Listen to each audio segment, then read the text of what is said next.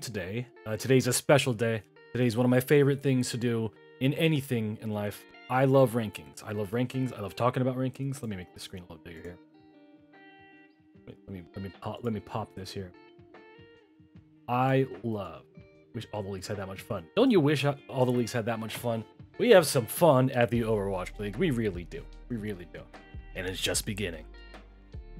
Today's a special day. Today's one of my favorite days. I do this all the time anyway. I'm a big NFL fan. Kind of do this with the NBA every once in a while, but I love talking about what makes teams good, why teams are good, how teams stay good. Some teams are good once, and then they are not good after a little while. No one likes that. And today's a special day because today we are doing a special episode of Overwatch League 2021 Power Ranking.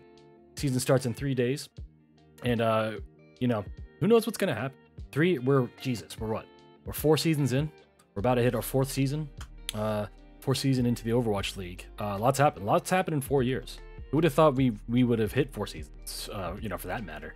And now we're about to roll in to an incredible season. I honestly think I haven't even seen. You know, if anyone's here who isn't aware, I'm a Blizzard employee. But even I haven't seen a lot of the stuff that they're cooking for the broadcast this season.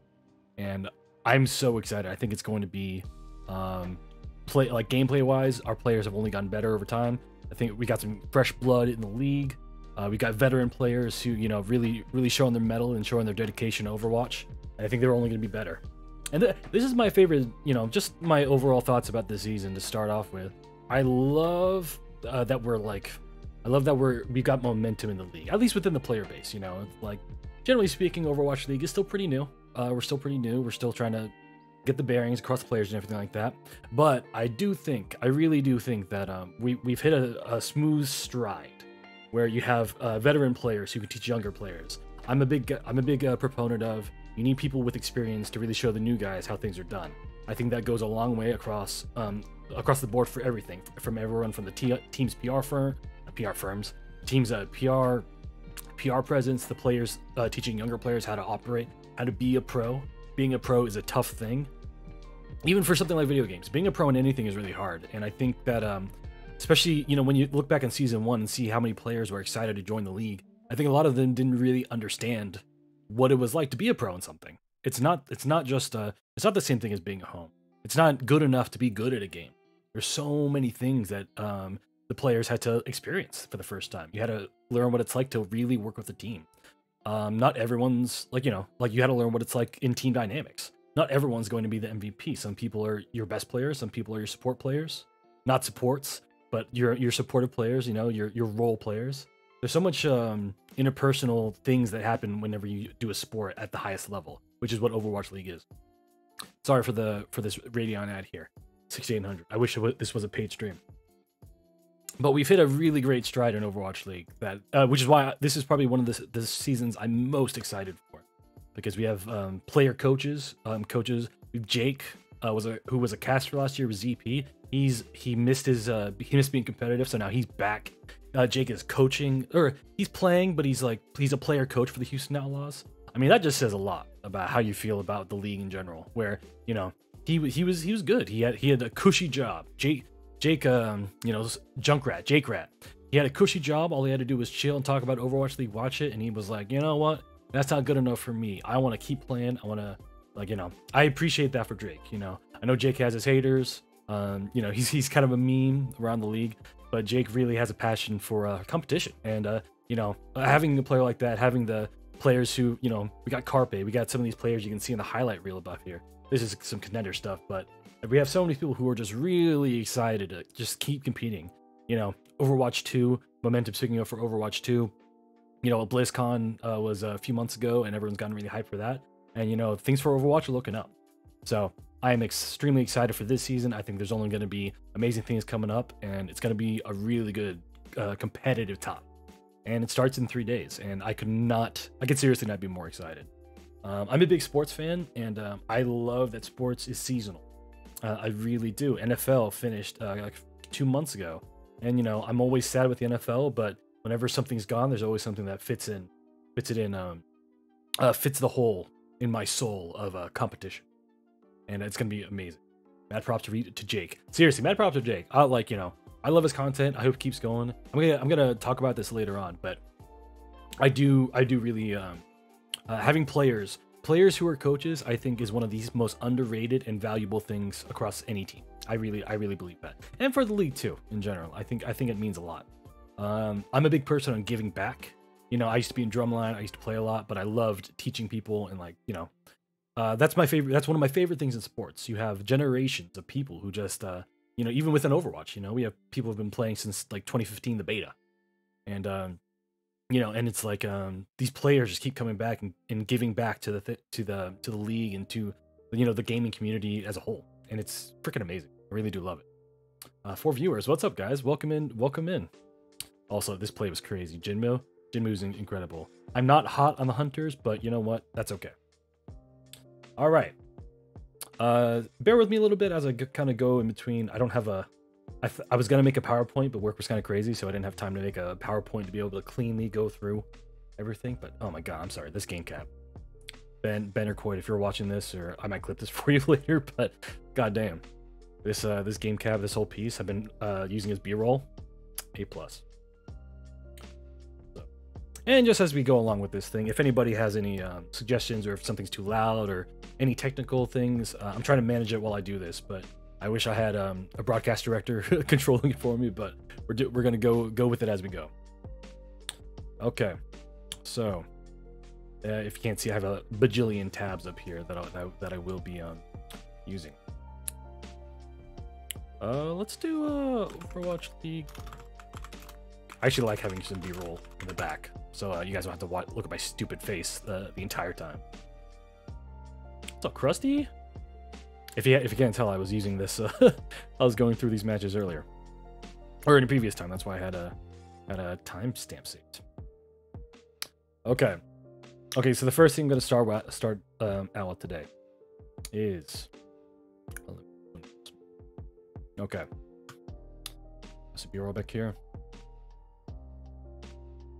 All right, so one of the big things, looking forward to the Overwatch League 2021 season, I want to think about, for me personally, I've been thinking a lot about what makes a good Overwatch League team.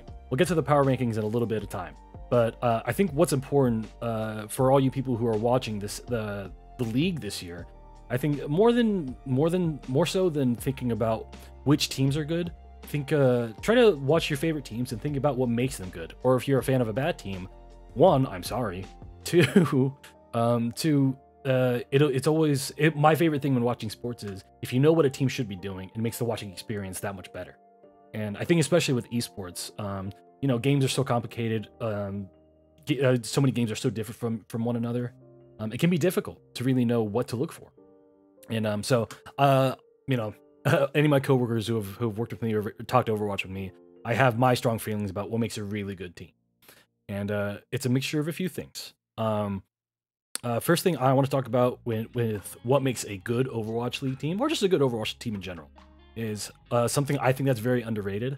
I think coaching, and you know, when I say this, I'm not saying you can't be a good team without good coaching, but at the top level, I think Overwatch League Overwatch coaching in terms of how your team operates, I think is so underrated. We don't talk enough about coaching. We don't talk enough about how team organizations organize their coaching staff. I think, especially 4 years into the league, I think Overwatch coaching has become some of the best it's ever been.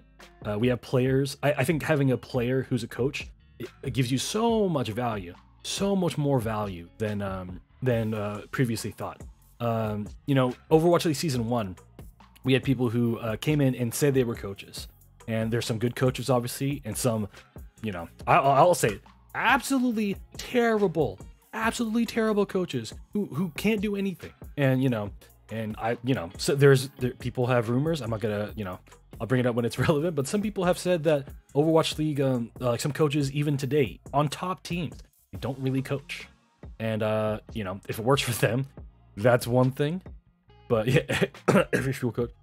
Sorry, dude, what's that guy's name? Oh man, what was that guy from Owl Season 1 who everyone just shat on for, you know, for taking the dream team of the Fuel? You got Mickey, you got XQC, you got Seagull.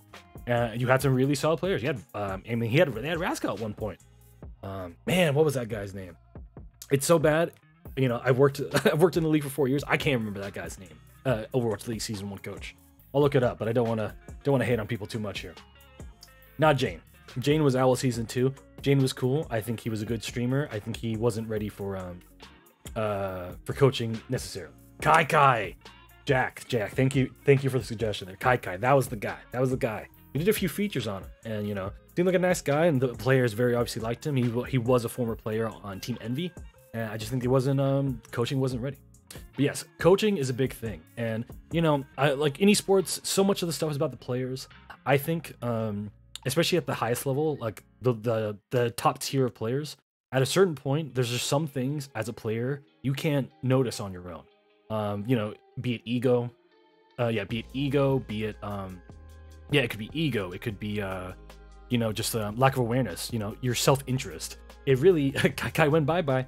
It really stops your development as a player.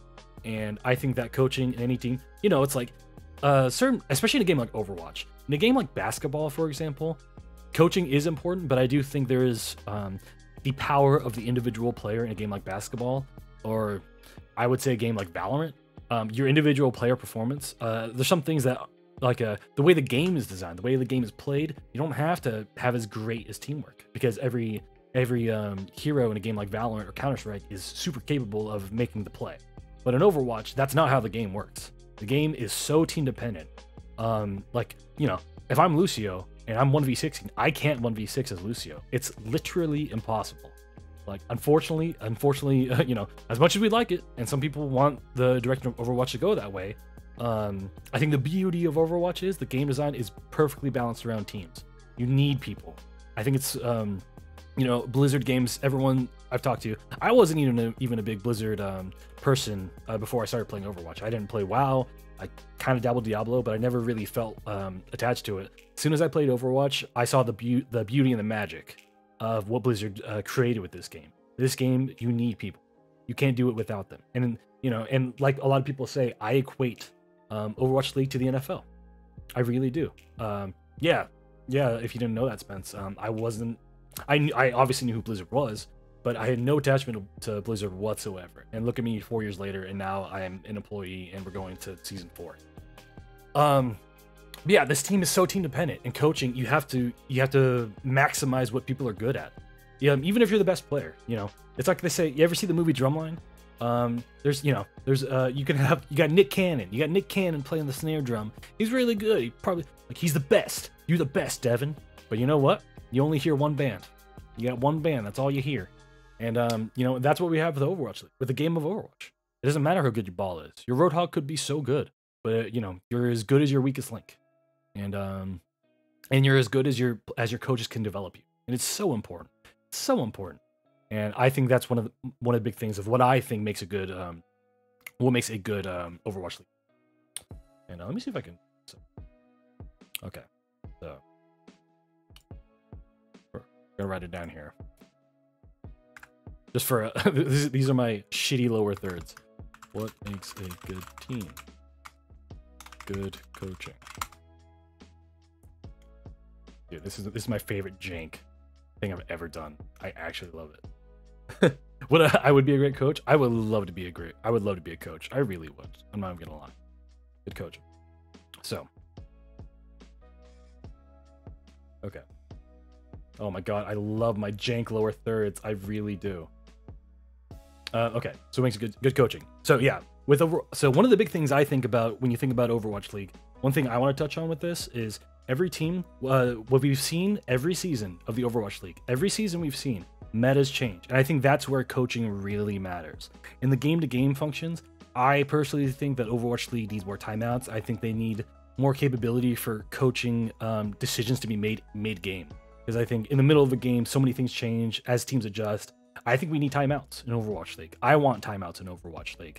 I want to be able to, there should be rules. There should be only between rounds. Maybe like if, you know, an enemy team caps Volskaya in like 5 minutes and 14 seconds, I think you should be able to call a tactical pause, 2-minute timeout.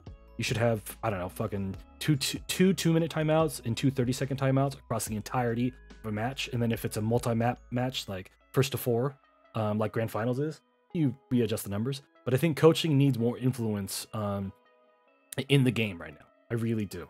But the biggest thing that I was saying was meta changes. The best teams learn how to adapt metas, and this is where coaching and your general manager. This is where player acquisitions, your understanding of the meta.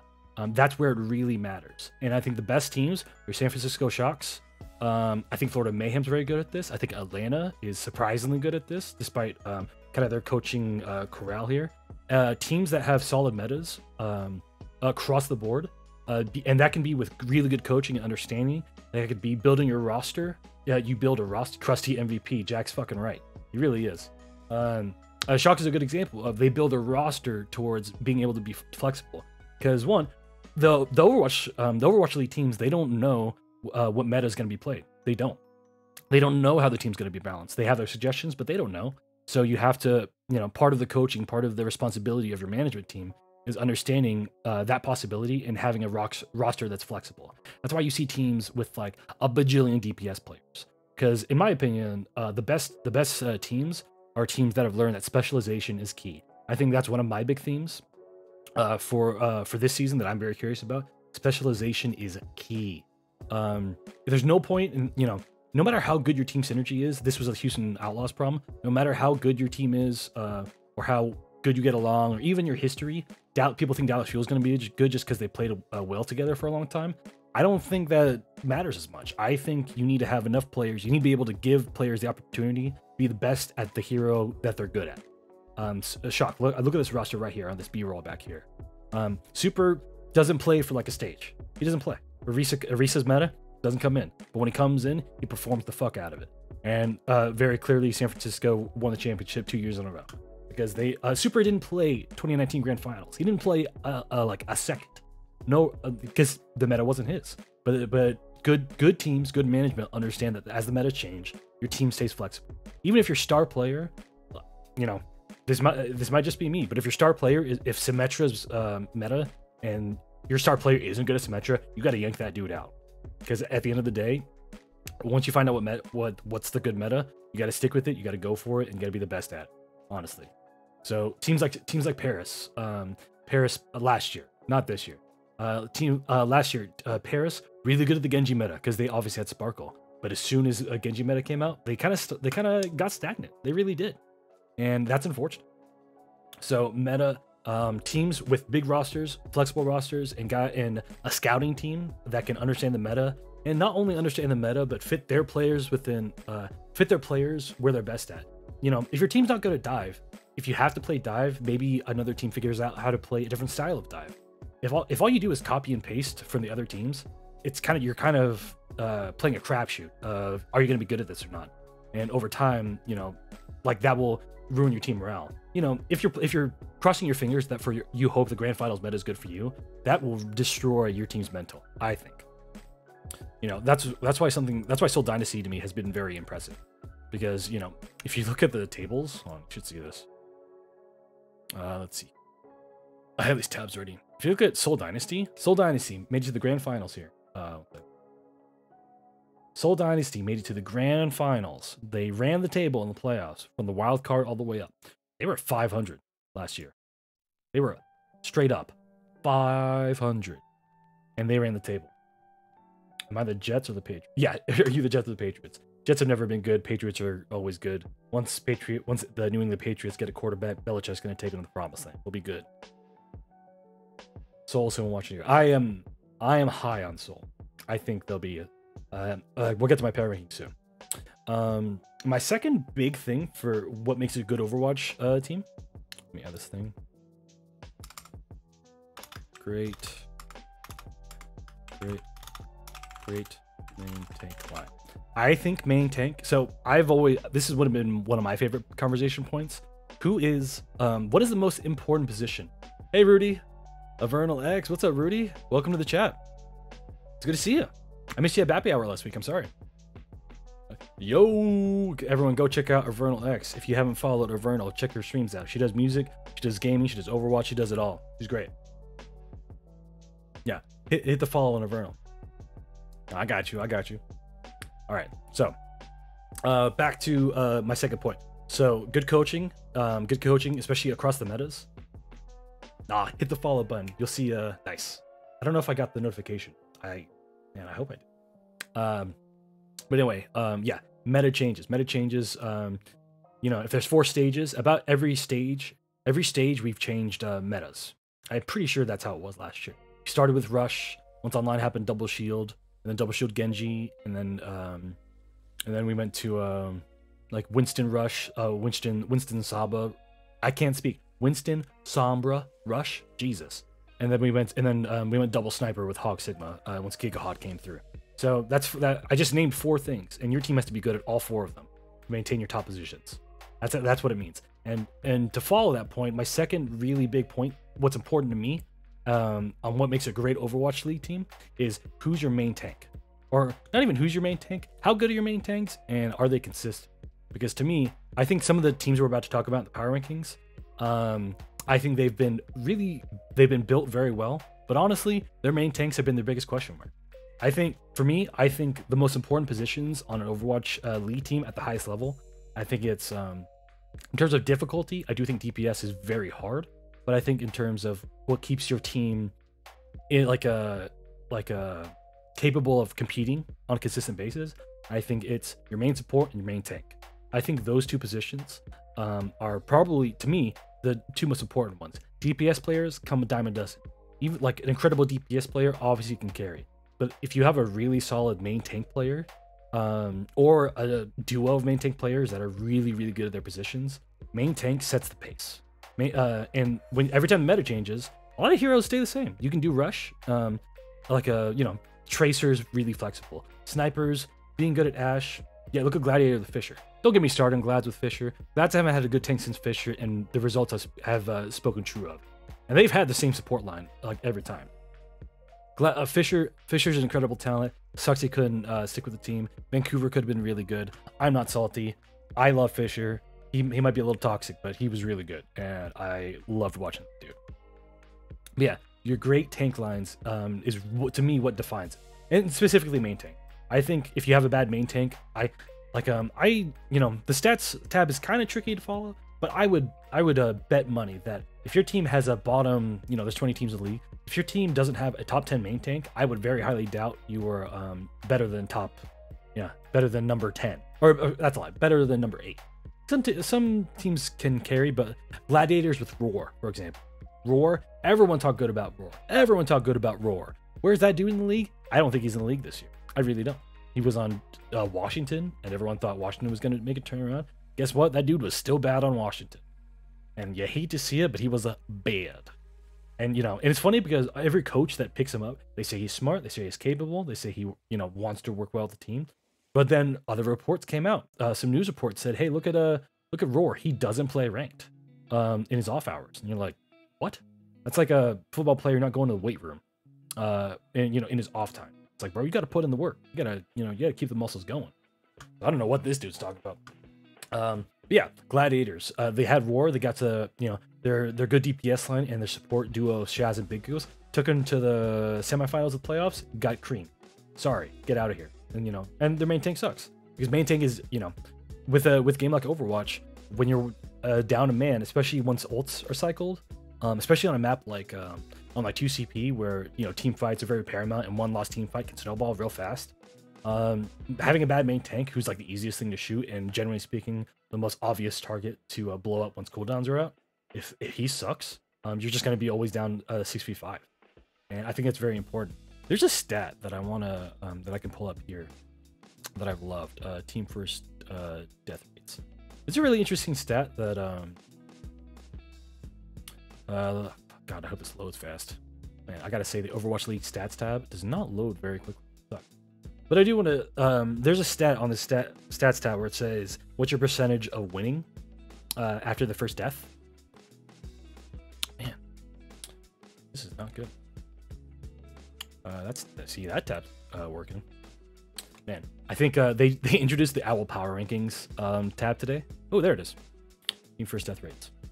I would if I didn't want to keep this moving, I would check out if I could look up the stat of how many times the main tank dies first and see what's their win percentage after the main tank dies.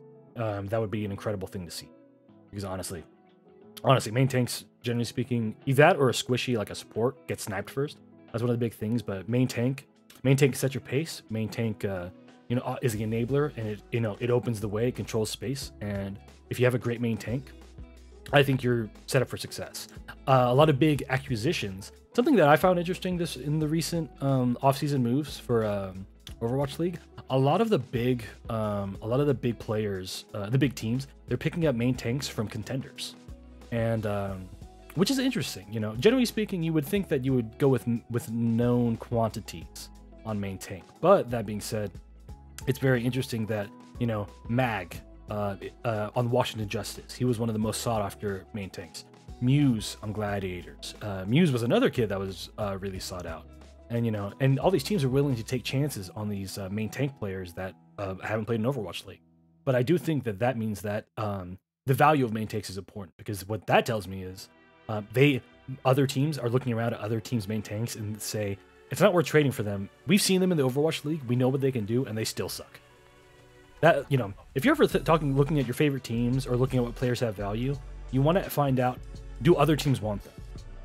If you think like fans of Muma, I'm sorry, if you think Muma's good, look at the trade talks and see if anyone's even remotely interested in picking up that dude. Nobody is.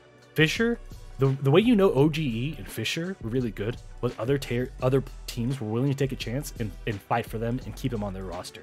OGE didn't come into Overwatch League Season 1 until halfway through until the beginning of Stage 3. Went to Dallas, and then everyone kind of saw Dallas implode, like Dallas Fuel does. Sorry, Dallas Fuel fans. You watch them implode, and then straight up, you see him get picked up by Florida, like instantaneously after the season's over. People, good players, and I'll say this for professional sports. I'll say this for jobs. If no one else is looking for you, or I don't want to be mean, the best talents, people will look for them. People will find them for work. People want to have their value added to their team. So the fact that a lot of Overwatch League main tanks that are current in the league, I mean, shit, we had 20 at any one time. You had 20 main tanks. If we have 6 new main tanks, that means 6 players. People have seen at least one season of their efforts and deemed them not good enough to hang.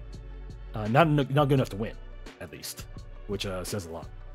So main tanks is a big thing for me. Okay, man, my voice. I need to drink some water.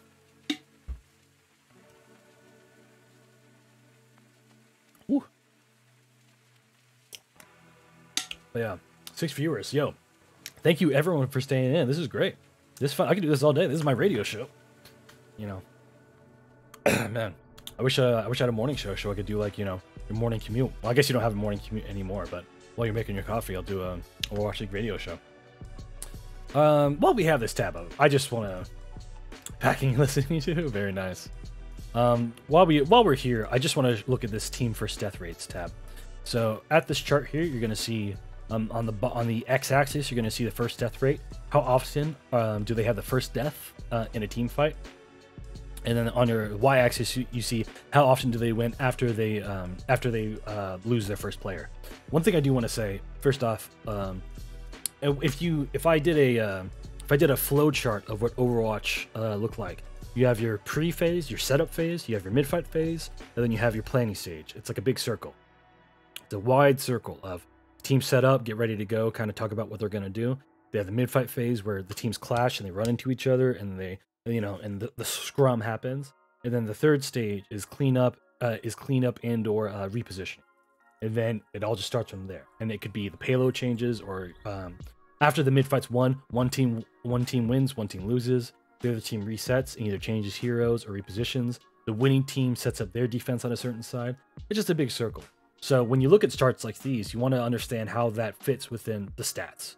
So generally speaking, if you don't have the first death a lot, but you still win your first, if you have the first pick a lot, and your team fight percentage is also very low, that means your team is not very good in the mid fight of understanding, and to a certain extent the pre-planning phase, understanding how to win after that happens. Like that's something that a lot of teams, and this goes for a lot of people who just play Overwatch in general. A lot of people plan for the best case scenario. They say, as long as I get this, As long as I get a Zarya bubble, as long as this guy misses his shot, as long as I don't get slept, as long as I don't get Brigitte bashed, as long as everything goes my way, that's then I know what the scenario is going to be.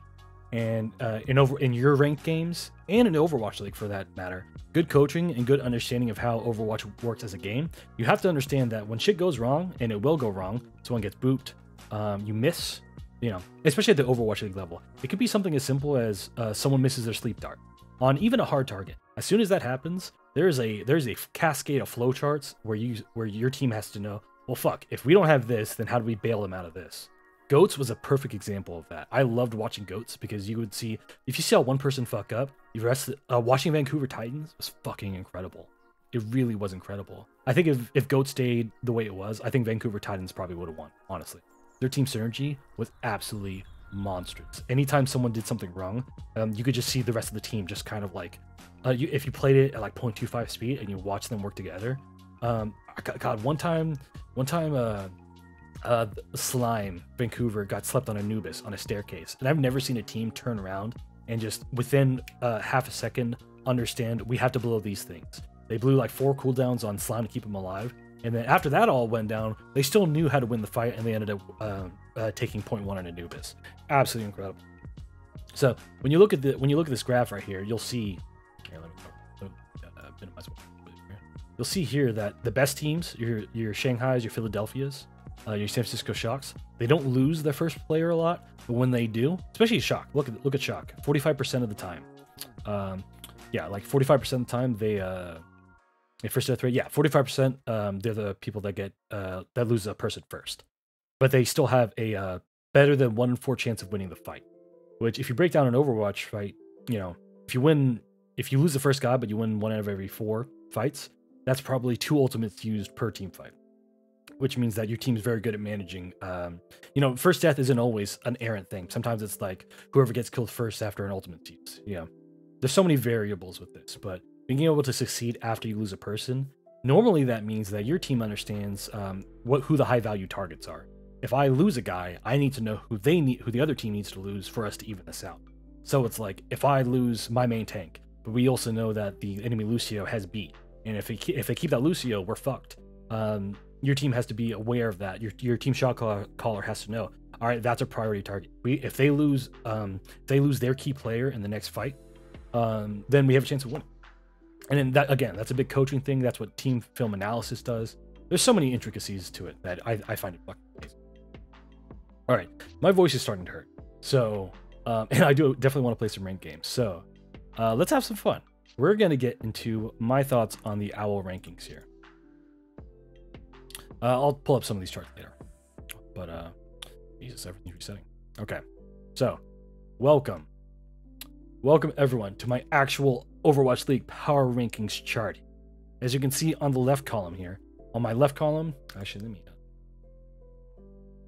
Okay, a little bit. All right, so this is my Overwatch League chart. This is how I want to view the teams. I want to view the teams. You know, I'm not a big believer in ranking everyone 1 through 10 or 1 through 20. I think that's you know, this power ranking segment isn't necessarily about how I feel about the team at the moment. This is how I feel about based on their management, based on their team roster, their leadership on their team, veteran players and all that. This is how I think all these teams are going to end up over time throughout the season. So also I love that the Florida Mayhem still has their old logo here. Okay, so first off the bat, we're gonna get this out of the way. I don't want to talk about it. I'll just get mad. On the tier, you're gonna see on the left side here, we have all of our tiers. Not numbers, but we're gonna have what their projections will be. Bottom tier, guess who it is? It's LA Valiant. Surprise, motherfuckers. It is literally, woo! I don't know how I can describe how big of a dumpster fire I've ever seen a team do. You know, and I know people who have worked on the Valiant PR teams and just like been around them. You know, Custa, dude, I'm sorry that the team you're most known for just kind of shat the bed with everything. Why the Valiant suck? Okay, if anyone's not aware about what happened to Valiant, unfortunately their team management, my remember the details is hard, but basically they sold their management rights to a Chinese ownership group. And what happened was, instead of keeping the roster, they absolutely just trashed their entire roster. What's up, Peter? They absolutely trashed their entire roster. They had all these good players. They had Agility's back. They had a great roster last year. They had Lastro. They had Rain. Valiant was always a very surprising team. Their team, they had Packing 10. Packing 10, I think, is a great coach, but now he's coaching Valorant for the Immortals team. The Immortals team is doing fucking great. Valiant was a sleeper team that if they got some key players, I really thought they could make a big run this season. But no. Fortunately, LA Valiant, they showed their ownership group.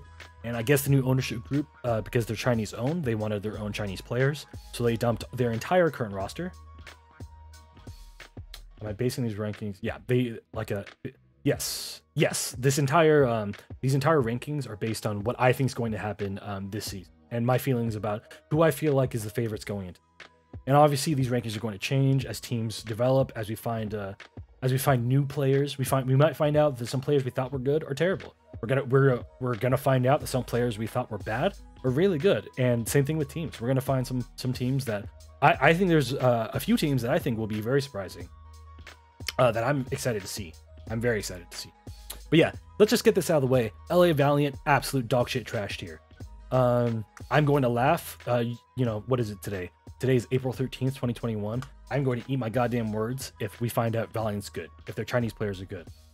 Personally, I don't watch Chinese contenders that much. Maybe some of their players are pretty good. They got Crystal from the Shu Spark from Season 2.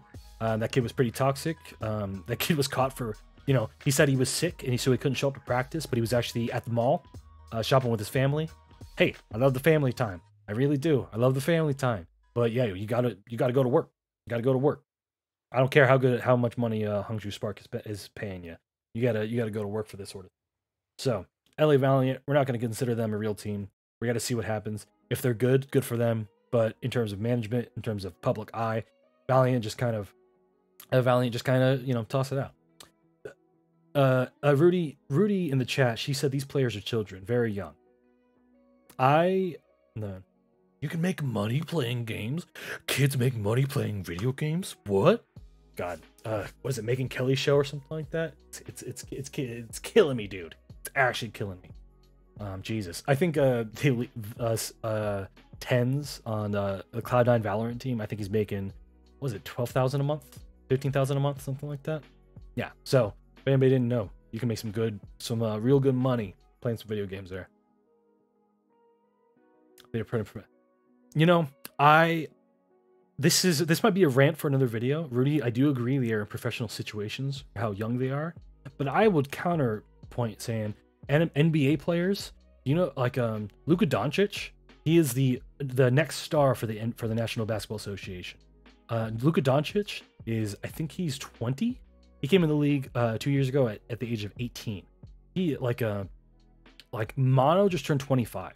These they're young, but they're men and women for the women that play. I think at 18, if a person can, Zion Williamson is 19, plays for the New Orleans Pelicans. He's the next LeBron. Everyone knows him as the next LeBron. He's had shoe deals, and he's had shoe deals. He's he's an incredible player. I think there's a line. I think there's a line that you know, and you know, it's like, I'm not saying being thrust into a spotlight isn't difficult. It's a shock for a lot of people, especially for gamers. You know, NBA players or professional sports players. No, I feel you, Rudy. I'm just saying my thoughts here. Like my feelings with this, I think the thing about other traditional sports is there's people who have been through it and understand it, and you have people to learn from. You have contacts. You have mentors that you can talk to. That's one of the big things that some teams do. They hire veteran players to teach the young kids how to really operate and, you know, exist and be consistent. It's really hard. Yeah. It's like Jesus, the Washington football team, they hired a guy who's 39. He's on his 9th team in 17 seasons. And they're paying him $10 million a year. And they're like, why would you hire a guy who's on the last legs of his career? But they're going to bring in a rookie and they're going to let this dude teach him how to play. The best player in, yeah. Oh yeah. And trust, it's like, you know, everyone's like, shit, I'm 29 and I'm still developing as a person. But you know, with these players, with as esports becomes a bigger thing, I think there does need to be a push, not just from the public. You know, I can't vouch for how people feel about when they're famous, when they have money, when they're thrust into a role where we expect them to be role models. I think that's a tough thing to ask for anybody if that's not what you're signing up for. A lot of these kids just want to play games. I'll never forget. I met a Valiant player season 1 doing a green screen shoot. I asked him what he thought about being in the league, and he said, "I just want to play video games." And that really hit me a lot. And you know, so that being said, it's hard for these players to manage, but hey, I think the coaches, I think the teams need to do a good job of helping them manage their lives. I think they need I think players nowadays, especially like Carpe, can bring in a rookie like Alarm and be like, "Yo, this is how we do." Well, thanks, Lo. But yeah, no, like, trust me, especially once the season goes along. You know, part of this power ranking things is something I'm impressed with the good teams that have consistently been good is maturity. Yeah, Buccaneer is low. But yeah, maturity. Oh, 14 viewers. Holy shit. Hello, everyone. But yeah, this is a big thing. This is a big thing for me. It's like a mental fortitude matters. And I'll talk about this in my power rankings, but Jesus Christ. But I do think that it really is an important thing where mental maturity, veteran leadership, it's a grind. This is a fucking hard thing to do. Playing 12 hours a day of the same game, you're going to hate it. There's going to be days you really don't like it. I think Overwatch League teams practice too much. But having a really great veteran presence, I think that's really going to mean a lot for especially the younger players, especially main tanks. Playing main tank can suck. Playing main tank can suck. Anyone who plays Winston or Reinhardt, you know, you get CC, you get slept, you get Brigitte bashed. They grab you, you're holding your shield up. They shatter you again. Echo duplicates you, she shatters you. You know, Jesus, like everyone knows that. And especially if you're on a bad team, you know you're bad. If you're on a team that could be good, having veteran players to really show you how to deal with loss, deal with deal with development. It's hard for some people. So, god damn, man, I could talk about this all day. This is very exciting. So yeah, let's get back to the power rankings. I love everything in the chat. Love seeing everybody talk. I absolutely love it. All right, so back to the power ranking. LA Valiant, get that shit out of the way. Don't need to talk about them anymore. Let's see here. All right, so I'm just gonna, in the lieu of just getting the obvious ones out the way. First off, our top tier. Our top tier is the 2021 favorites. I thought about going bottom up. Let's get the obvious ones out of the way because I think everyone's really gonna know who's gonna be it. Yeah, Peter. Valiant with their own row because we're not gonna talk about them. They're dead to me. Dude, LA Valiant wins a championship, I will shave my head. I probably shouldn't have just said that, but you heard it here first. Okay, so, yeah, Jesus. Let's get this out the way. God, I hope Valiant don't win. Let's get this out of the way. My two favorites. Clip it. All right, my favorites for the Overwatch League 2021 season officially are, you would never guess, but it's going to be San Francisco Shock and the Shanghai Dragons. I'm going to put two teams in my 2021 favorites only. Two teams only because I think that's an appropriate amount of who's yeah, wow, surprise. Never want, like, we need that SpongeBob meme where Squidward's like feeling daring today, aren't we? But no Paris. Sorry, get Paris out of here. You don't want to know which one I'm putting them in. Sorry, though. But yeah, San Francisco Shock, Shanghai Dragons. San Francisco Shock, we've, any Overwatch League media you've seen, we know it. They have the best stuff. They have the best overall roster. They have probably, in my opinion, one of the top 3 players in the league, Violet. I think Violet, there's people who are good at the roles. I think who's good at Overwatch, Violet is one of the top 3 players in the entire league. Across all roles. You see that dude's ranked? He's like 4,600 on all 3 roles. Do you know how hard that is? That's impossible. It's so hard to do. And you got that guy playing on flex support, which is crazy. Hey, Violet's toxic, but that dude's a fucking monster on Overwatch.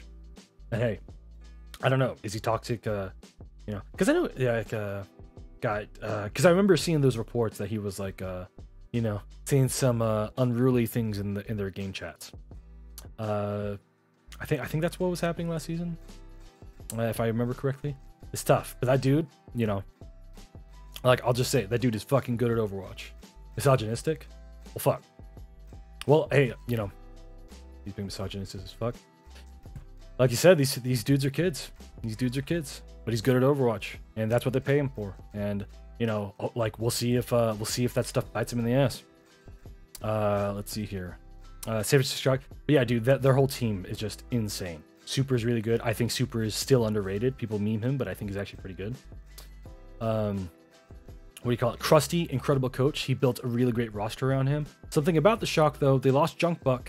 Junkbuck was one of their assistant coaches, and now he is coaching Houston. He's assistant coaching with Harsha.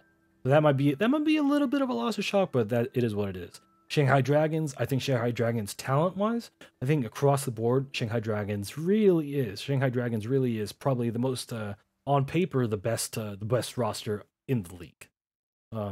Top to bottom. I really think that. Shanghai Dragons. Let's see if the roster. Let's pull them up. Shanghai Dragons right here. Jesus.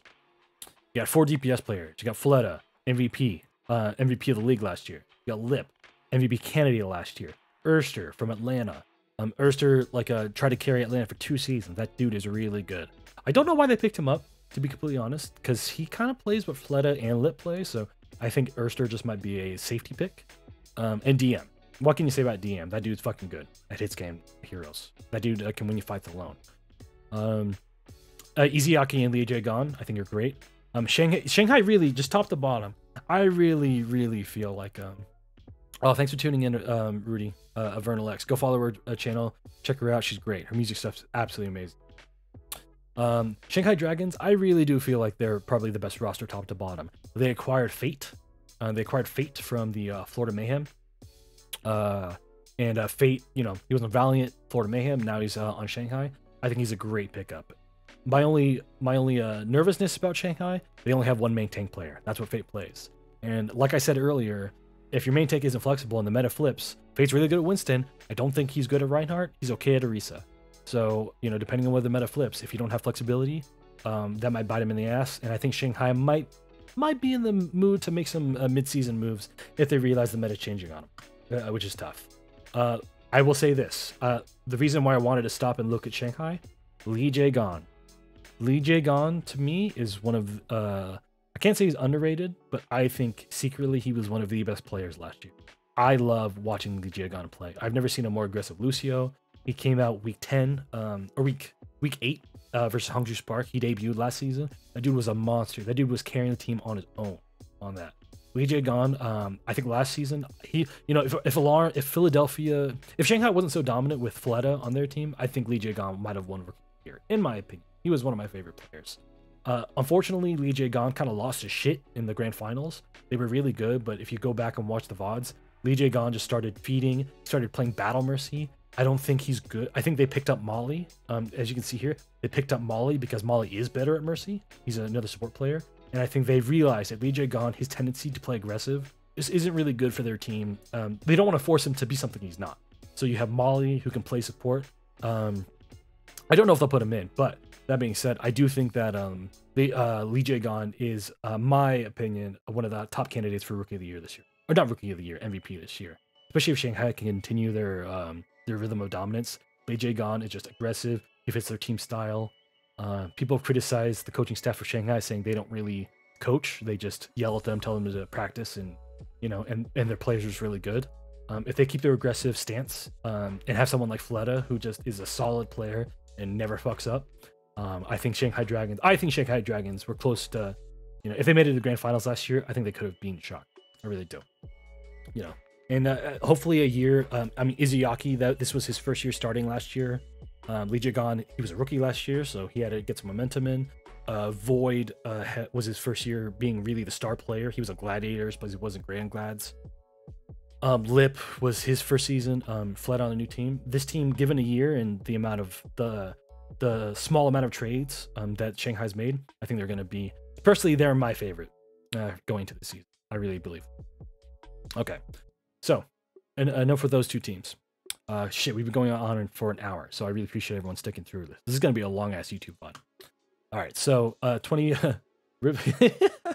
Jared, you right, dude. Yeah, if you're just tuning in, look at the bottom tier. I carefully curated these tiers on the left. LA Valiant own tier. They're on the bottom for a reason, not for good reason. All right, so 2021 favorites: San Francisco Shock and Shanghai Dragons in like top favorites for the season. Teams that are great and capable of winning champs if they make certain changes, if their teams prove themselves to be consistent. Let's let's start ranking these teams. To start off, Philadelphia Fusion. Philadelphia Fusion have had an unfortunate turn. Philadelphia, it's really unfortunate for them because they're having visa issues. If they didn't have visa issues, I would, I'd be close to putting Philly up in the top tier. I think they're last season they had one of my earlier points about main tanks. Philadelphia Fusion has been so good for so long, for 3 seasons straight. Their coaching staff and their team culture is fucking amazing. I think Poco's a great culture player. Poco might not be the best technical player, but I think in terms of leadership, in terms of keeping the team vibe going, I think Fusion's been top of the league for the past few seasons, and I think that won't change this season. And with their pickups, I think they'll be really good. Yeah, Lo, I got you. Poco's fucking great. They picked up Mono, Philadelphia Fusion. Again, my trend of finding teams that really focus on getting a great main tank. I think Mono's great. I think New York Excelsior had a ceiling issue, but we've seen Philadelphia Fusion ceiling with a mediocre main tank in Sato. I think with a great main tank like Mono, who's someone who's consistent and adapts well to his team, I think with someone like that, I think Philadelphia Fusion's ceiling is super high. I wouldn't be pained in putting them in a favorite list if you find out that the visas can get settled in. Someone really good, I can't remember who it was, but someone said that a Korean player said the best main support in the league right now is Funny Astro. And I'd be hard to disagree with that. Funny Astro is amazing. I was a little nervous about how Funny Astro would perform last season. Surprise, surprise. Jesus Christ, that dude was good. That dude was way better than I knew he'd be good. I didn't think he'd be that good. He was, him and Alarm on the team. That's just unfair. It really is unfair. So Philadelphia Fusion, if they can settle their issues out, they picked up Toby. Toby's good. I'd say, if I had to rank the top 20 main supports from the Overwatch League, I put Toby 9. He's fine. So I think that'll get them by in the tough APAC division. But Philly just really needs their star players. They need Funny Astro, and EQO I think is a sleeper. EQO kind of hit the scene big in season 1, and I think he's just high. I think he could be way better than people think. Funny Astro is great. So Philadelphia Fusion, we're there and there. Seoul Dynasty. I won't go in a long spiel about every team. I'll talk about the teams that I think are important. Seoul Dynasty made it to grand finals last year. They're a weird team. They're a very weird team. It's tough. It's tough to rank Seoul Dynasty, but them getting to grand finals and getting pretty fucking close to, making your run to win the championship, I think can be overstated. I think if the meta fits them again, Seoul is the ultimate boomer bust team. They're either going to be fucking amazing or they're going to be trash. And I think, but I will take the bets on their explosive potential. Because Jesus, you look at their, again, really great main tank Gesture season 1 champion. That dude is just good. That dude is solid. He can play most every hero. He's really good at Orisa. I think he's one of the better Orisas. People don't talk about him much on that hero, but I think he's great. Him and Prophet have just unparalleled synergy. Them alone, Prophet and Gesture alone puts Seoul at the top of the list for me. Creative was a support player that a lot of people didn't talk about. In the shadow of Ryu Jae-hong, Creative didn't get a lot of love, but that dude's really good. And hopefully, he's good at Ana, but hopefully he can get widen his hero pool a bit. Seoul Dynasty, big boomer bust. They don't have Michelle anymore. I thought Michelle was pretty good, but Seoul Dynasty has a lot of potential. It's really up to their coaching staff. Seoul Dynasty, if they do another season of they're kind of good, but then they're bad, but they're good. Seoul Dynasty, you hate to be a fan of theirs because 1 week they'll beat Shanghai, the next week they'll straight up just lose to Chengdu 3-0. You hate to see it, and that's reality of a team. That's a sign of poor coaching to me. That's a sign of the coaching staff just saying, "Fuck, I hope our players can pop off," and it can work. It can work every once in a while. A playoff run is obviously a big thing and a good time to be hot, but longevity speaking, Seoul is I think Seoul can win it. I don't have faith, if that makes sense. Another team that I think is capable of winning it if they're good, Gladiators. The Gladiators, I have a Gladiators jersey back there. Gladiators, I really do think are very capable, extremely capable of running the table and making a big splash here. So all you Gladiators fans, shields up. If you haven't checked the new voice lines in the Archives event, Reinhardt actually has a shields up line added to his voice line roster. So buy that, equip that, and shields up. Let's look at their roster real fast. I did want to stop and look at these guys, cause they're big pickups. Let's do it by roll. Space is fucking incredible. He doesn't get the credit he's due, especially in off-tank. Koreans dominate the off-tank position. Space is very good. Means a lot. It really does mean a lot. Space is incredible, and I think Space has actually emerged. I've heard he's a quiet kid, and wasn't really in a leadership position, especially Valiant Season 1. Everyone knew Space was one of their best players, but Custa was kind of the vocal leader. Space, I think, has kind of grown into himself, and I really hope that if Space can be a leader and help push his team, I think he'll be a vocal and spiritual. I mean, spiritual. He's loud. He's loud on stream. I feel you low. Space is their X factor, in my opinion. Space is really good. If he can become the leader that we all thought he would be season 1, Gladiators will be good. They picked up Muse, really hot main tank from. He wasn't Runaway, was he? He wasn't Runaway, but I remember 2 seasons ago. He was in Eternal Academy. I remember 2 seasons ago, people were pretty hot on this dude. Young dude, just turned 18. Specializes. It's funny. The signature heroes, Orisa and Wrecking Ball. What? Whose signature is Orisa? But whatever. That's gonna be big. Kevster, I've heard rumors. People say that Kevster, with good ping, Kevster could be one of the best DPS players in the league. Which, coming from people saying that about a European player, is a big surprise. Moth. Oh baby, I don't know what Skewed's point is in this role. I mean, it says he plays flex. I don't know if they don't believe in Shu. I don't know a lot of teams that have multiple support players, but this might be a Moth is one of the most solid players. I never put him as the best main support. I put him always in top 4, probably top 4, top 3.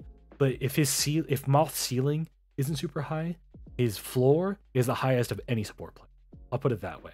Moth is very rarely bad. He'll never be the reason you lose. He might not be the huge ass playmaker that you'll see someone like Lee J Gondu. You might not see him pop off and just carry the team, but you couldn't ask for a better consistent player than Moth.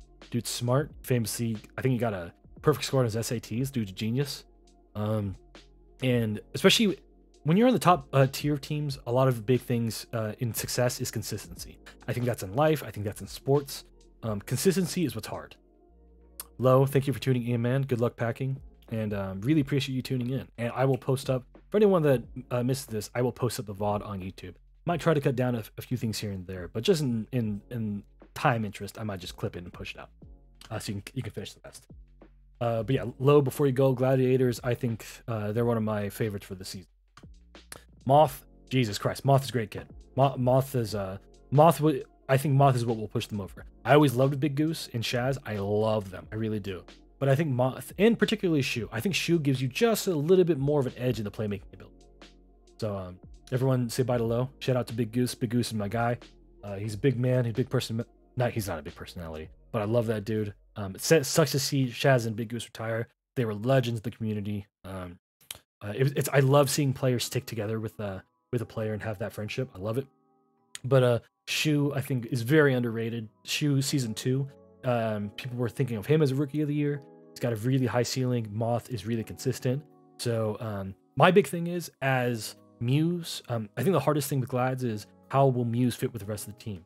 Everyone else except for Skewed on the Gladiators roster, they're all veterans, so they know how to operate.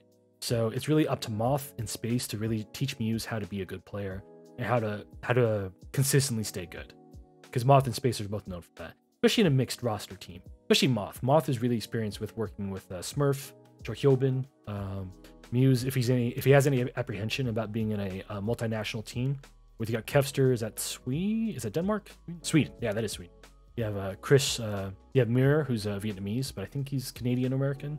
And you got Moth and Space, your 2 vocal leaders who are American. I think it's going to be very important.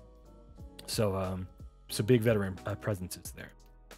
All right, so those, and then sleeper team, the other team that I think has a chance to win it, Washington Justice. Washington Justice, and that's not just because Washington Justice. That's not just because people on Twitter and the Scrimbucks have been rising on Washington. I think their team's pretty good. I think they got Jerry. Yeah, they got Jerry on their team. Jesus, who else?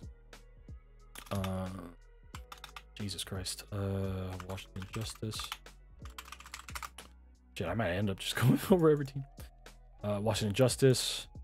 Everyone's been talking a lot about them. Again, another big main tank pickup. They picked up Mag. People are very high on Mag. Fury is an absolutely incredible pickup. Fury will guide Mag. Even if Mag's just okay, having Fury with him to kind of coach him and mentor him, that'll be a big deal. You got Bebe from Hongshu, who's pretty good. Closer has been a secret support that's been very good over the past few seasons. He's just never been a star, but I think is a solid pickup. Tuba's really good. Decay. One fun stat, Decay obviously is really good. Jerry was on Boston, terrible last year. Jerry, statistically, I think he has the highest final blows to death ratio of any player in the entire league. If I read the stats tab right, he had 2.8, which is basically a 3-to-1 KD ratio. And that was over everybody. Jerry's very good, and him getting on a team with star players like Fury and Decay, it'll be hard to deal with both Fury or hard to deal with Decay and Jerry at the same time. And they're both flexible. They both play hit scan, and Decay also plays everything else under the fucking sun. So very high on Washington. Assassin, don't know why he's there. Bebe and Closer. Washington Justice will live and die on how good the support duo can keep up. I think of all the teams, I think when I look at Washington, I look at Bebe and Closer, and I think that might be their weakest roster, their weakest group, position group of players. We're gonna go with that. Okay, so San Francisco and Shanghai are favorites. Philly, Seoul, Gladiators, Washington. Those are my favorites for winning the championship or Big Series. So now that we've gotten to the top 6 teams, so we're 7 teams down. So that means we have 13 teams to go through.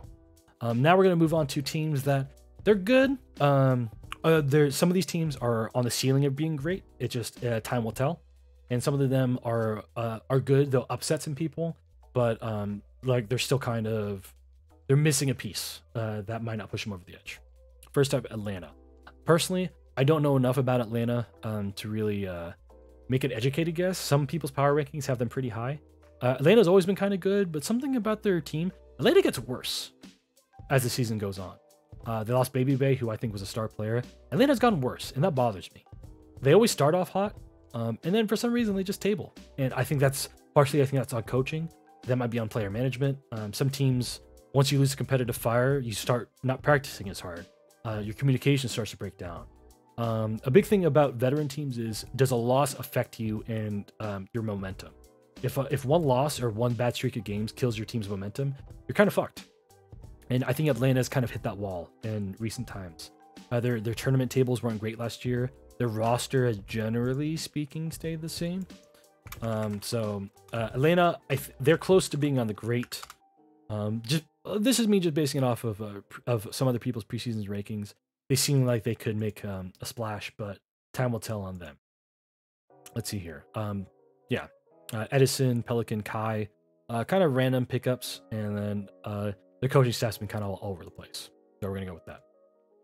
Okay, so moving on from Atlanta, another team that I think that's good but has a ceiling, Dallas Fuel. People are going to be very surprised about Dallas Fuel because at first I thought that with the amount of pickups, they stole everyone from Paris, unfortunately.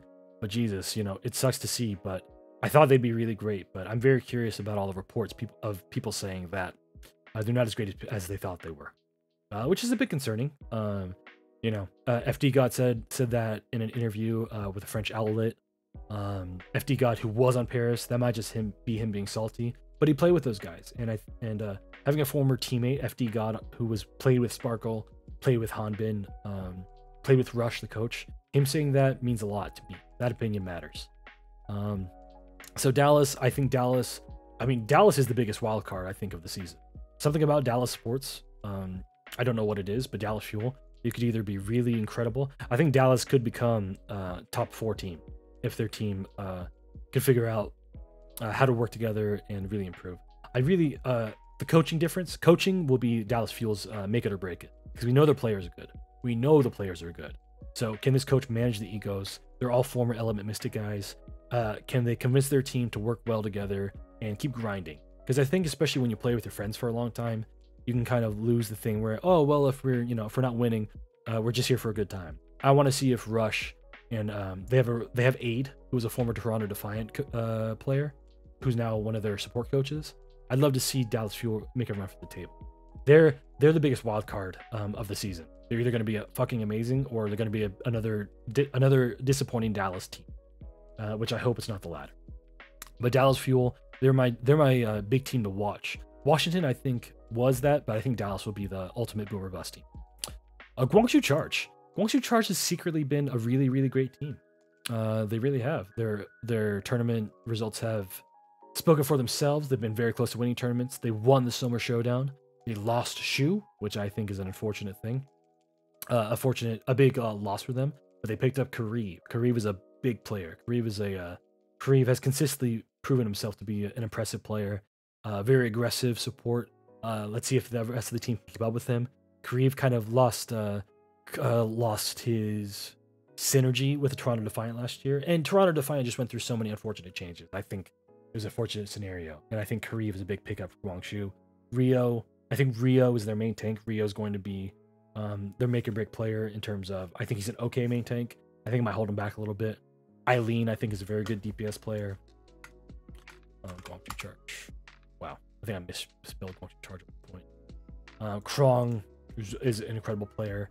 Kareev Mondu was a kid who didn't get to play much on New York Excelsior last year. That was pretty tough. That you hate to see that. You really hate to see Mondu not get to prove himself in New York, but we'll see what happens. The DPS line, biggest thing. Choi Sehwan. I don't know much about this kid, but I remember like he was on Element Mystic. It's odd that this kid of all the kids didn't go with the other Element Mystic guy. Maybe just because he was a cycle behind them. But this kid, I'm very curious how this kid plays out with the rest of Guangzhou Charge. But just based on coaching staff alone, how they performed last year, they could be really good this year. Not top tier, not championship material, but enough to sour some people's brackets in the upcoming tournaments. Let's see here. Next up, surprisingly, I have New York Excelsior. This is going to be a... Actually, you know what? Let me move them. Let me slow down on this one. I don't want to have too many people on the good but has a ceiling team. I'll say, actually, sorry, not New York Excelsior. A team that was one of my personal favorites from last year that I think could be very good. Florida Mayhem. Florida Mayhem, I think, is very underrated. Something about their players. I think last year they had the symptom of their players were pretty good, but they didn't have enough star power to really push them over the edge. Particularly on main support, Chris on Florida Mayhem, he has retired. It's unfortunate to see, but the Florida Mayhem, Chris was a good team player. I've heard from everyone that he was a really great leader. Everyone loved him on the team, kept the vibe up, which I think is obviously a very valuable asset. But I think Florida realized if we want to win, if we want to, take ourselves seriously and not be the Florida Mayhem memes that they've been for the first 2 seasons of the Overwatch League, they have to get stars. And they got rid of Chris. They picked up OGE, who, McGravy had a great thing on his stream recently where McGravy said, OGE's skill has never been questioned. It's about his mental fortitude and his ability to adapt. And if he can adapt, Gargoyle, I think, is an underrated main tank, or off tank. OGE was their big pickup. And what is it? Slime. They replaced Chris with Slime. Slime, who, if you don't remember, Slime was one of the big players on the Vancouver Titans in season 2 on their big run. He went to Seoul last year, didn't get to play much. They kept Toby because I think Toby worked better with the team because he had history. So Slime was benched, and now he went to Florida where he will obviously be a starter. Florida is my big sleeper team. I thought Gamram Jin going into last season was my rookie of the year. That kid is good. That kid is super good. I know it's flex support, and flex support doesn't always have the biggest effect on teams, but Gamram Jin is really solid. Slime, I'm glad he gets another chance to prove himself because I do think Slime is an extremely impressive player, especially in GOATs. In GOATS, your main support player was extremely important. You had so many responsibilities as that main Lucio player that the really best team, in my opinion, I thought the best teams in GOATS had the best main supports. Vancouver and San Francisco Shock, Moth and Slime, they were two big reasons why they were so good. So, and also, if you didn't know, really good main supports can save your main tank. It's not your flex supports that often do the heroes with the best healing. It's your main supports who can ferry the team fight and control the pace, especially on that Lucio role. I think your main support, especially if your main tank isn't playing well, your main support is that teammate who will really save their asses when shit starts to go to hell. Yaki, don't know who that is, to be completely honest. Or not Yaki, Checkmate. Don't know who that is. We'll see how he fits in the team. But BQB and Yaki are super solid. BQB is very good, really good, consistent hits game player. Doesn't always pop off, but he's always consistently putting out damage. I like. But yeah, OG. If Slime and OG can come up, I think Florida. Of all these 4 teams on our good but has a ceiling, I would say Dallas and Florida to me have the biggest upside. Florida Mayhem's X factor, in my opinion, is Kuki. Kuki was a former support player who ended up becoming the head coach for Florida last year. I think that dude's great. I really do. And he's building his roster well. I don't know if his coaching is the best, but I think they're Albert Yee, their GM, and Kuki have done a really great job of building the roster. And I think if they can harness the players that they've acquired, I think Florida has if all these teams looking here, I don't know if I believe in Dallas just because Dallas is cursed, to be completely honest. But I do think that Florida could be the biggest surprise of all these teams. So that's my good. That is my good, but has a ceiling tier. Good, but has a ceiling tier. We're done with them. We're moving on. So next up, our next rankings on these things are teams that are mid-table. Some people might consider me. Some people might consider this an odd take. I'll put Toronto Defiant. I'm gonna put Toronto Defiant in mid-table. A lot of people have them as being good. I think they can be pretty good. They have some players that I really enjoy. I just, to be completely honest, I'm just curious how good, excuse me, what's that? Oh, excuse me. I'm very curious how good these players can sort of gel. They're kind of a hodgepodge of they're kind of the Mighty Ducks of, you know, kids from all over the place, from all across the neighborhood that kind of toss together and hope they do good. If you did not know, on the Toronto Defiant coaching staff, the coaching staff from the head coach of Philadelphia, KDG, he left Philadelphia to move over to Toronto, and KDG has been a big reason why Philadelphia has had a lot of success. So you have to take that into factor. The main coach effect is a big deal, and he brought over Sato, brought over I think that's the only player he brought over. But that main coach difference alone makes me have a careful eye on Toronto. Sato, I think he followed KDG. Sato, I think we've seen he was really good at one point last year, but I think Sato just very clearly has a mental ceiling. There's just some metas that Sato is not good at. He is absolute dog shit in. Like Philadelphia got destroyed in the Hog Sigma meta with a double sniper. And we know Philly last year had good players on their DPS role. So you know Sato. Unfortunately, he's been the weak league with Philadelphia. I think he's been holding him back. So bringing him in Toronto, that makes me nervous. Beast was not great last year. I think he was thrust into playing many roles that I think he wasn't ready for. One big curious thing that I've noticed is a narrative thread that's been coming through. Some people think that NA, Northwestern players, are better at Reinhardt than Korean players. Everyone says that, no, this is a stereotype thing, but just from recent reports, some people have said that the Korean servers, they prefer to play Winston. They were really good at double shield. They're good at those strategic comps. And NA teams are really good at rush. And right now, the current meta is rush. You know, Toronto looked kind of good last year in the first 5 weeks because the meta was May, McCree, Reinhardt rush with the diva. It seems like that's the meta we're going back to, just with the BAP now. At that flex support role. So you know, Beast could be an interesting pickup, or not a pickup. He's a veteran, but that could be interesting. But Toronto, Lastro, who knows what that kid's gonna do? Isu is another kid that another guy that they brought in from Philly to pair with Sato. Michelle came from Seoul.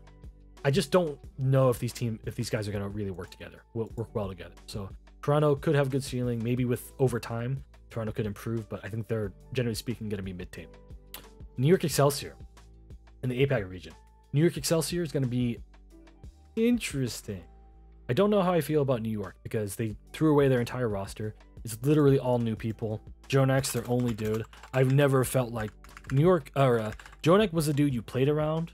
I'm trying to think of a best way to put this. New York has been interesting where Jonak's the player they played around, but I never felt like he was the player to lead the team. I always thought that was very an interesting split. He never felt like, and I could be wrong, but they built their team around his playstyle, but they didn't build their team around his leadership. I always felt like Mono and Sabiolbi, they were the team captains. They were the dudes that really set the pace. And for Jonak, he's got this little crown right here on the team captain.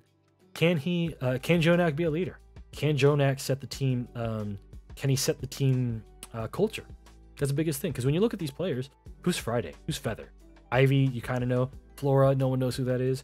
Guangbong, he was a sought after DPS player. Apparently, he's really good at hit scan. They destroyed Guangzhou Charge in their show match, in their open scrim. I mean, scrims, but who knows? Yeah, Yakpung, Bianca. None of these guys have been key players on their teams over the past few seasons. Yakpung, 2 seasons ago, when Yakpung was on Toronto in 2019, Yakpung, from what I hear, was one of the best main tanks coming up. And he had a lot of expectations, and he kind of stalled to the point where Toronto started replacing their team of Western players. Toronto's 2019 was a big drama. They lost their head coach. They kind of switched team languages mid-season. It was tough. So New York Excelsior, can Jonak become a leader? That's going to be the big thing. It could be a big surprise. Dude, F to Sabiolbi leaving New York Excel. That's tough. Spencer's right in the chat. It's gonna be real tough. Sabiolbi, Sabiolbi's on Seoul. I've always felt like Sabiolbi is a good veteran presence. I don't know if his skill matches his value as a person, but I love great players. I think team culture, team culture pushes good teams into great tiers, and especially if a team gets hot, having a great culture really can really elevates a team to higher heights than what you would imagine they would have. So Jonak, time to find out what this dude's made of. It's his team. New York Excel, he was the MVP of season 1. I think for the first time in Jonak's career, New York is his team and his team alone. And now it's time to see if he can be the guy, which I'm here for. But I think just due to their youth, their inexperience, I don't think New York has any expectations to be top tier this season. Let's see here. Surprising team. One team that this is going to be my hot take for the entire year. My hot take. I think a team that will be better than what people think is London Spitfire. London Spitfire, that's right. The team that threw away their entire Korean roster, went full Western. Western's not even the right term. Full European, basically. I think the you're looking at it right here. I think London Spitfire. That's who we're talking about right now. They are my team to not win the championship. I think they'll be surprising. You don't hear many people talk about that, which I'm very excited for them. Because London Spitfire is like the worst Dallas Fuel. A lot of their players have played together before on British Hurricane. They brought in their British Hurricane management, I believe. If you didn't know, British Hurricane, the contenders version of the London Spitfire, British Hurricane went 12-0 in their contenders run. They didn't lose. It was almost a joke. People on Twitter were like, there's no point in watching European contenders because you knew British Hurricane was going to win. And, there was rumors last year that some contenders teams were beating Overwatch League teams. And I'm pretty sure British Hurricane was a team that other teams would scrim against if they could. And they were beating Overwatch League teams. And I think especially that Commander X and Fisher, that coaching staff, I think with players that they're familiar with, along with some key people that they brought in. Blase apparently was shredding in scrims, or in not auditions, tryouts. Blase, I think, is a player that's always been pretty good. He's never been coached well, in my opinion, and the team's kind of that toxicity of his public perception kind of bled into his lack of performance. Blase, the right click McCree. Why the fuck is Blase playing McCree? It's question number 1.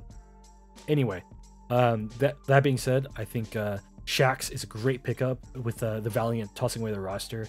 I think I wasn't as hot on Spitfire, but Shax is a big pickup. Shax was incredible on LA Valiant. He had one of the best tracer performances ever. Reaper was a gladiator support that was a bench player, but he has Overwatch League experience. Kellex has always been a very consistent main support. On Boston, I always thought Kellex was a secret weapon for the Boston Uprising Season 3. Season 3 with Krusty. Krusty recruited Kellex. Krusty, the head coach of San Francisco Shock, who's put together a lot of great rosters. I think players that he picked up in Season 1, I think all of them should be looked upon as surprisingly good players. Kellex, like a season 1, stage 3, Boston Uprising did the first undefeated stage, went 10-0 in stage 3 under Krusty's leadership. Kellex was a big part of that, and I think Kellex is a very impressive player in my opinion. Not your best player, but better than you think. So I think him on main support would be big. Hattie and Mulf, I think their tank line is going to determine whether or not London's going to be good or not. Hattie was a British Hurricane guy. Yeah, it's funny. They brought in Owl. They brought in a bunch of Owl people, Owl veterans, except for their main tank line, or their off-end main tank line, which I think it says a lot about the value of having a good tank line. And it's kind of like what happened with Lolshish and Elivote in Washington. They were always shopped around as a pair. Everyone always thought that you don't buy one without the other, because that synergy at the tank position, it's hard to replicate. So London is my of all the teams that no one's expecting much out of, I think London will be pretty good. Okay, let's see here. Other teams. Boston. Let's do a quick look at Boston. Boston Uprising. Time will tell. I don't trust their management. I really don't. Huck. Mineral. Mineral was a coach for Florida Mayhem, and then was a coach for Boston last year. And I'm just being honest. No bad feelings to the guy, but I just think Mineral isn't, as a coach, just isn't up to snuff. He really isn't. I think Huck's had 3 years to prove himself and 3 seasons of mediocrity. And God, Huck fired the best coach in the league. Boston Uprising had Krusty, and because Huck and Krusty had some drama, they couldn't set their team priorities correctly. Krusty left for San Francisco Shock, and history's written. Boston Uprising. Can you imagine a world where Boston Uprising is the best team in the league because they have Krusty, the best head coach, who's able to attract incredible players? That alone just makes me salty, and Boston, I don't know if I can have faith in, based purely on their management, which sucks because their players are pretty good. Menbong's really good.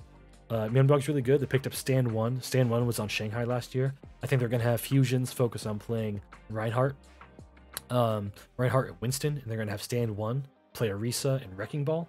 The roster seems to be built out pretty good. The new coach, Lori. Where did Lori coach? I can't remember where did Lori coach. Lori was the head coach at WGS Phoenix. Not a team that was especially known for their great results. But that being said, Boston could be really good. Some people have them higher in the power rankings. I just, on their management, I don't know what to expect from them. And I hate to do this to them. I really do. I'm a Houston Outlaws fan. We're going to go down to the rebuilding tier. These are teams that I don't think have a good chance. They'll win a few games, but if we're being real about ourselves, they're just going to be, they're rebuilding. Their rosters are rebuilding. They're going to, they're trying to do what they can. And, oh, dude. Yeah, Spencer, management kills me, dude. Any professional sports team, getting good people in your building changes everything about your entire team culture. Good players who would be good end up being bad due to bad management. Saya player had a tough management his first 2 seasons, and now he's in Valorant, killing it pretty good. I'll say this about your professional lives in your workplace. Something that my favorite sportscaster said. He says this every year about good players who have the bad fortune of ending up on a bad team. My favorite quote is, you can't escape bad management. It doesn't matter how talented you are. It doesn't matter your trajectory, your background, doesn't matter. If whatever your talent level is, if your management isn't bad, the people above you who are facilitating your talent, if they're bad, You can't escape that. It sucks. It really does. But it's the truth. And good players, especially in traditional sports, especially in recent years, as the public is more willing to accept players who are changing teams, good players should want to chase good management. Because some people like to have that hero complex. Some people like to have the hero complex of taking a team and bringing them to the promised land. But honestly, and from my opinion, I think if you feel like you're talented and you have the proof to show it, I think you need to get out. And the bad management kills a lot of people's careers, which sucks. And you hate to see it with Overwatch League players because they're young. The money isn't as good. If an Overwatch League player was getting paid, 10 million to be on a bad team, I'd feel one way, but they're not. So find good management, everybody, because good management is what will make your life way better. So that being said, moving on to our rebuilding tier. These are teams that, due to either management or poor roster management or finances or whatever the case may be, they're just teams that are kind of here to play and might make a splash here or there, but it is what it is. My first rebuilding team is Houston Outlaws. I hate to say it because I am a Houston fan. I am from Texas. I don't want to support the Dallas Fuel. Not out of any malicious reasons, just Houston was my guys. And I told a lot of people this about my feelings about Houston. Houston to me has always been, especially the first 2 seasons, Houston's always been a team that has their synergy was great. I liked the players on Houston Outlaws. I thought their team synergy was incredible, which is why people really like them as a team. I thought their players, in terms of skill ceiling, they were a bunch of probably at best B players that had the teamwork of an A+ team, or maybe an A team. So B players plus A team equals about a B+ performance. And you could see them, like season 1, Houston could beat London Spitfire. I think they were 3-0 against them throughout the regular season. So there's something there. There's some magic there with their core. But at a certain point, you can't have one. If you want to be a top tier team, you can't have a but. All the from mid table down, or even from my 4th tier, good but has a ceiling. From that tier down, all these teams have a but. And your top tier teams, they don't have a but. They don't have a they're good but this. That's what we're playing with. Houston was always, their teamwork's great. I think their management's actually very good. They do a great job of marketing. I think Houston has everything, but their players were never the best. And maybe Bonga's Outlaw Tier List, sponsored by American Airlines. Is that who was on here? Oh yeah, yeah, dude. Actually, I'm a Delta guy. Don't tell anyone, but I prefer Delta. But let me take a look at Houston Outlaws real fast. Houston this year, they picked up Junkbuck, the coach from San Francisco Shock. So, and one thing I did want to say with all these roster, these things could change. This is just my first impression about how I feel about going into the season. I'm gonna love to be able to look back on this and see if I was right, and see if players move or if coaching changes happen or who gets benched or whatever. I'm very excited to see how my things could be wrong. I want to be wrong. As much as I like being right, I love to be proven wrong, because that means there's something we can learn from it. That's the best thing about being wrong. If you're right all the time, that means you're not making bold enough guesses, or you're an absolute future man genius, which I am not. So I'm very excited. I want to be wrong about Houston. I think Houston has kind of with London, but I think London has a better chance. Houston, I don't know if I believe in Harsha. I thought Harsha would be really good because of his time with Vancouver, but last season was a dumpster fire, and that put too much of a sour taste in my mouth.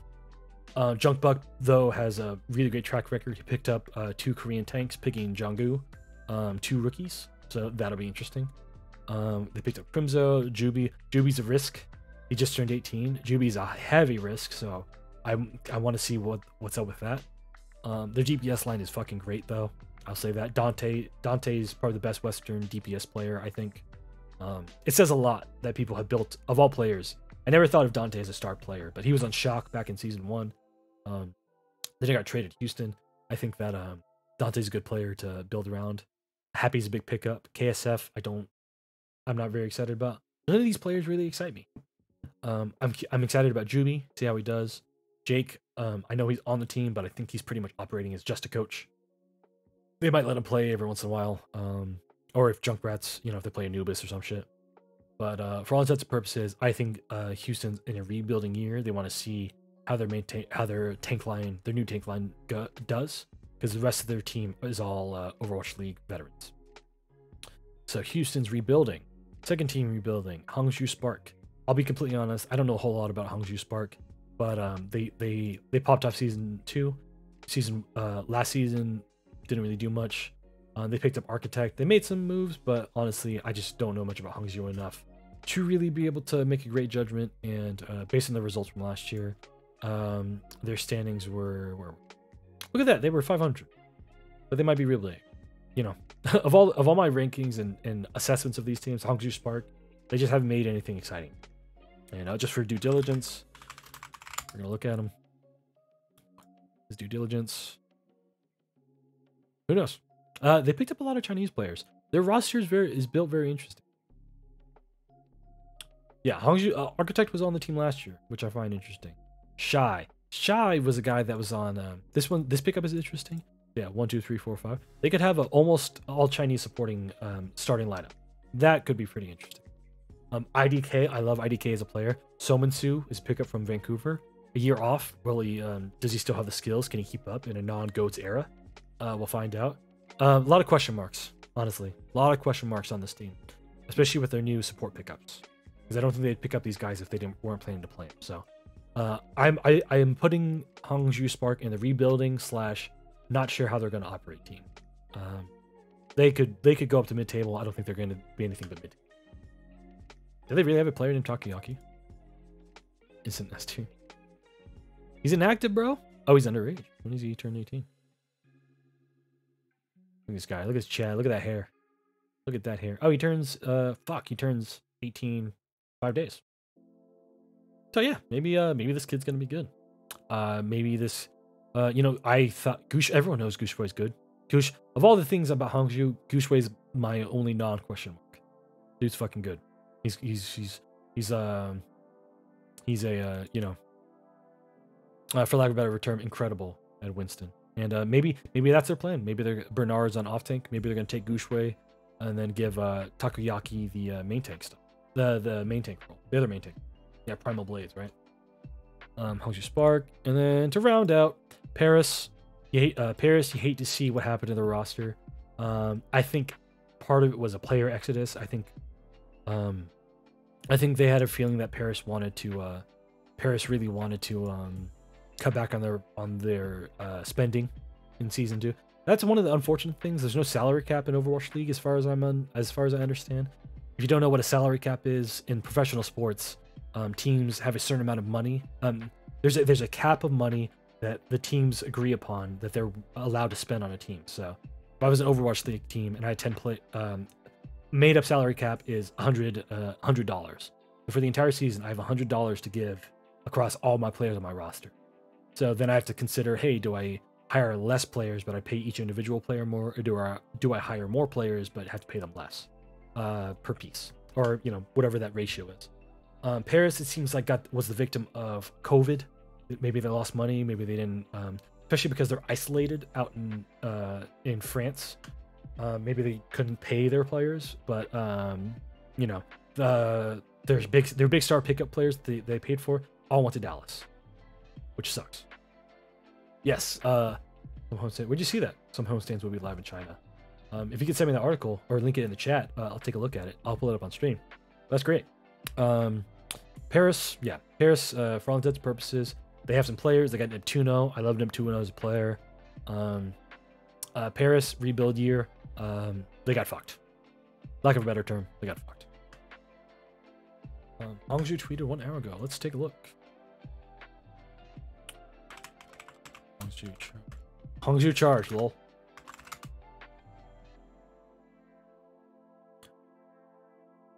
Nice. Hell yeah. Pull up this. Nice. Oh man, I didn't know they were releasing this today. I'll be real with you guys. I knew about this already. I'm very excited for you guys to be able to check out the live events. If anyone watching didn't, who's not in the Blizzard team, I knew about these. Very excited for it. I don't know many details about these live events, but I'm fucking excited that we're gonna be able to see the Asian audience is going to be able to witness Overwatch League live because it is one of the best experiences of your life. It's fucking great, especially if you understand the game and you're within a crowd who really gets it. It's gonna be absolutely incredible. Got June 4th, June 6th, the June Joust. Yeah, they're host teams. One in Hangzhou, one in Shanghai, one in Guangzhou. It's gonna be fucking awesome. That's really great news to see live on the stream. I really love to see it. I'm glad it's official and it's gonna be great. It's gonna be absolutely. Oh, that is interesting. Oh, that's really interesting. So the Korea-based teams, Nixel, Fusion, and Dynasty will not travel. They will be based on servers. That's amazing. That's cool to see, and I'm excited. It sucks that those teams can't travel into China, but you know, COVID safety first. And you know, the ping should be pretty good. So really exciting news. Let's see. Yeah, live events, baby. It's gonna be great. Man, I wish I could fly to China. All right, Paris. Yeah, let's round out these rankings here. Eternal. Let's take a look at the roster real fast. Paris. What can you say about these guys? Dan, or Dan. Dan's unknown quantity. Just a lot of, you know, he's a revival maintain. No, nothing against these guys really. Just a lot of question marks. A lot of low ceilings. Low ceilings. You know, floor is okay, but they'll make some noise. They'll be a Paris Eternal will be a team that plays Overwatch against other people. That is as much as I can say about the Paris Eternal. Maybe they'll make a splash. Neptuno could be good. Onigod was a Dallas Fuel player. That was kind of interesting last year. We'll see about them. Chengdu, Forest. I'm really sorry. The UN roster. Seriously, look at their nationality split was crazy. Rooting for them. Hey, I want Paris to. And you know, look, if you're looking at my power rankings, I never want a team to do badly, other than the Valiant. But Paris, you know, rebuilding year. You know, that's the reality of life, reality of sports. Some teams just won't be good. Like, just really won't be good, and that's fine. You know, and there's always next season. Sorry, Cleveland Browns. There's always next season.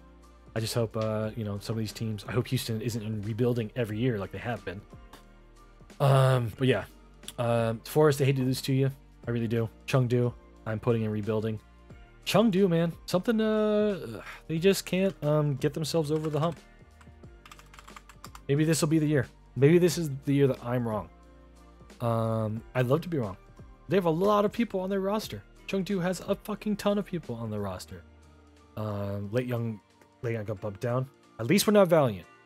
That's the if all shit goes to hell, if there's an earthquake, the San Andreas fault just splits off and California becomes an island, I will say, at least we're not the LA Valiant. That's my my safety blanket of you know, it could be worse. It could be the Valiant.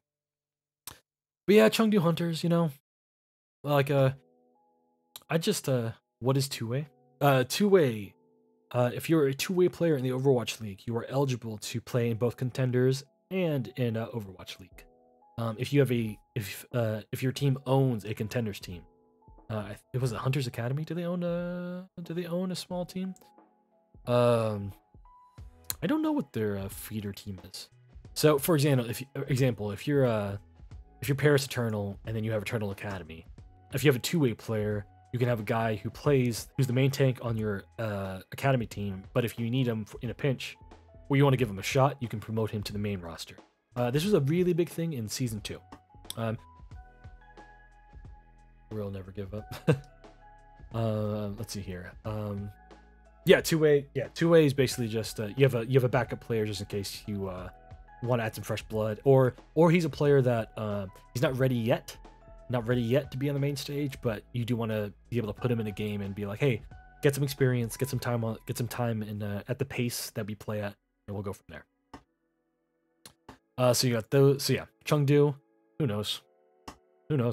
Like, God, what was their standings last year? Chengdu was number 14. When you look at the standings last year, other than Boston and Washington, who were obvious kind of a bottom tier, the mid tier, your mid tiers is actually, oh shit. mid tiers last year, the mid tiers of last year's rankings were pretty surprising. Everyone's within about 2 to 3 wins of each other, which says a lot. But one thing that is interesting, you can look at the splits. So like Atlanta was 10-11, 1 game away from Dallas Fuel, but they won 17 more, or 7 plus 9. Better math. 16 more maps than Atlanta won 16 more maps than Dallas did in the middle tiers. So anyway, I digress. We'll see. Chengdu, what are they gonna do? Hey Chengdu, what you gonna do? Hey Chengdu, what you gonna do? Sorry, thinking of Space Jam. I would play Space Jam right now and do that rap if I could, without getting DMCA'd. Yeah, Chengdu. If they're, I hope Chengdu's more than a meme team. I love pandas. They've always been interesting. I want to see the auto Chad. I honestly don't know what Chengdu's goal is. They don't make roster moves.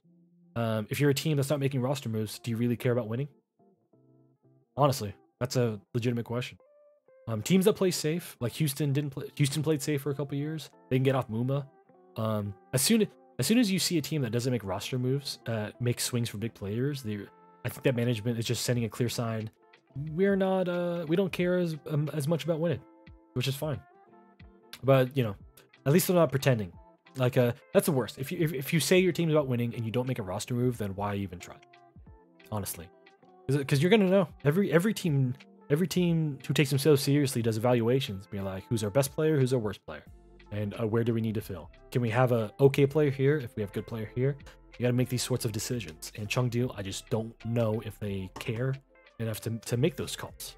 So for now, they're going to be in the eternal rebuilding stage. Vancouver, same thing. Unfortunate. You hate to see Vancouver. What happened last season with the mass exodus of what was a championship team, and within 2 weeks, 8 weeks, absolutely implode on themselves. Well, I mean, it's embarrassing, honestly. It's one of those things where we were in, Vancouver Titans were in national news about how they mismanage their players. And I don't know what's up with that ownership group. I don't know what they're doing, but Jesus, Vancouver, if you guys please, Vancouver management group. I'll say this as someone who works for the league. You never, and just as a sports fan in general, no one ever wants teams to be bad. It's fun to meme. LA Valiant, it's gonna be my favorite meme of the year. They're gonna be my dumpster fire. I have a white trash can. I'm gonna print out a picture of the LA Valiant logo and throw it in my trash can, just so we can officially label it. That's fun, but I don't want multiple teams to be bad.